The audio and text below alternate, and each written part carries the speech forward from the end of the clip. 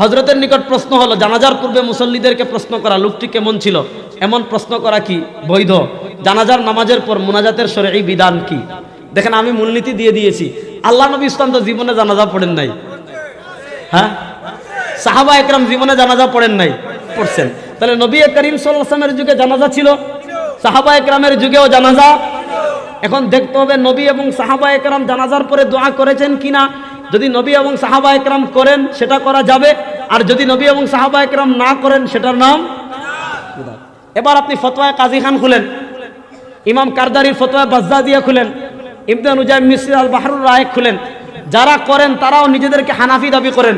আমি শুধু এই কয়েকটা কিতাবের নাম বললাম, এই কিতাব খুললে পাবেন। ইমাম কারদারি ফতোয়া বাজ্জাদিয়াতে লিখেছেন, ইবনে নুজাইম মিসরি আল বাহরুর রায়েকে লিখেছেন, ইমাম আলাউদ্দিন কাসানি বাদায়ুস সানায়ে লিখেছেন, লা ইয়াদউ বাদাল জানাজা, জানাজার পরে আর দোয়া করবে না, লিআন্নাহু দুআউন মাররা, কারণ জানাজাটাই দোয়া। এখন আপনি প্রশ্ন করতে পারেন, তাহলে যে আপনারা ফরজ নামাজের পর দোয়া করি না? আপনাদের এলাকায় ফরজ নামাজের পর দোয়া করি না আমরা? দেখেন, আমরা মাপকাঠি দিয়েছি দুইটা, একটা হলো মা আনা আলাইহি নবী, আরেকটা হলো আসহাবি। ফরজ নামাজের পর দোয়া একদল সাহাবা একরাম থেকে প্রমাণিত। এবার বলেন, সাহাবা একরামের আমলে কেউ যদি বিদাত বলে, তার 14 গোষ্ঠী বেদাতি। 14 গোষ্ঠী বলা ঠিক না, মানে নিজে বেদাতি। সাহাবা একরামের আমলকে কখনো বেদাত বলা যাবে? দেন আমরা যে ফরজ নামাজের পর করি, কেন একদল সাহাবাত থেকে আসছে। ইমাম ইবনে কাসির আল বিদায়া ওয়ান নিহায়াতে এনেছেন সনদ ছাড়া, আর ইমাম ইবনে জারীর তাবরি তারিখে তাবরিতে এনেছেন সনদ সহ। আল্লাহ নবী ইসলামের একদল সাহাবা ছিলেন, একজন মুস্তাজাবুদ দাওয়া সাহাবী ছিলেন, যার নাম ছিল হযরতে আলা হাজরামি রাদিয়াল্লাহু তাআলা আনহু। আল্লাহ নবী ইসলাম একবার তাকে যুদ্ধের আমির বানিয়ে পাঠিয়েছেন। ফজরের সময় বিশ্রামের জন্য অবস্থান নিয়েছেন।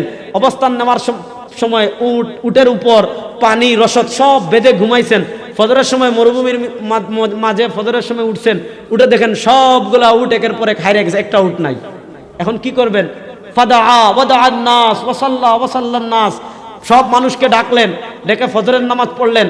ফজরের নামাজ পড়লে ওয়াদাআন নাস মাস, তিনি হাত তুললেন, হাত তুলে তার সাথে সব সাহাবা একরাম হাত তুললেন, মুনাজাত করতে থাকলেন। মুনাজাত শেষ হওয়ার আগে সাহাবা একরাম দেখলেন একটার পর একটা সবগুলো উট ফিরে আসতেছে। এবার এই যে সাহাবা একরাম মুনাজাত করছেন, নিশ্চয়ই তারা নামাজের পর, ফজর নামাজের পর মুনাজাত করে বিদাত করেছেন। দেখেন, আল্লাহ নবী ইসলাম থেকে মুনাজাত ইশারাতুন নস দ্বারা প্রমাণিত। এটা অন্যদিকে, এদিকে যাচ্ছি না, শুধু এতটুকু বুঝেন যে জানাজার পর মুনাজাত নবী এবং সাহাবা একরাম থেকে প্রমাণিত না, করা যাবে না। হ্যাঁ, ওনারা যে হাদিস দিয়ে দলিল দিয়ে যে ইযা সাল্লাইতুম আলাল মাইয়িতি ফাখলিসু লাহু বিদুআ, এই হাদিস এইটাই। ইবনে মাজার হাদিস দেখবেন সবাই বলবে যে যখন কোনো মুর্দার উপর জানাজা পড়বে ফাখলিসু লাহু বিদুআ, এই ইখলাসের সাথে দোয়া করবে। এই ফারে তাকিবিয়া ধরে বলে যে জানাজার পরে না। এই হাদিসটি ইমাম ইবনে মাজাহ এনেছেন বাবু দুআই লিল মাইয়িতি ফিস সালাহ, মানে মাইয়িতকে জানাজার মধ্যে দোয়া করা সংক্রান্ত হাদিস। মানে যখন জানাজা পড়বে, জানাজায় মাইয়িতের জন্য ইখলাসের সাথে দোয়া করবে। আর দ্বিতীয় প্রশ্ন যেটা করেছেন, মুসল্লিদেরকে প্রশ্ন করা, লোকটি কেমন ছিল? আপনি সারা দুনিয়ার মানুষ যদি তাকে ভালো বলেন, আর সে যদি খারাপ হয়, আপনার ভালোয় বলায় কিছু যায় আসে না। এগুলো অহেতুক কাজ। এগুলা কি কাজ? অহেতুক কাজ। আপনি মনে করছেন যে ওই যে এক হাদিসে আছে যে অধিকাংশ মানুষ যাকে ভালো বলে সে ভালো, কোথাকার হাদিস এনে লাগাইছে কোথায়? এখন সারা জীবন মদ খায়, বিড়ি খায়, ইয়াবা খায়, তারপরে সুদ খায়, ঘুষ খায়, মরার পর সারা দুনিয়ার মানুষ করলো সে ভালো ছিল। ওইটা তো লাস্ট দেখে সবাই একটু ইমোশনাল হয়ে বলছে ওই ভালো না। এখন একজনে মনে করেন রাত্রে আপনার হাইওয়েতে আটকাইছে, আপনার মোবাইল টোবাইল সব চুরি করে, পরে গলা ছুরি দিয়ে কয় আমার কি মাফ করছো?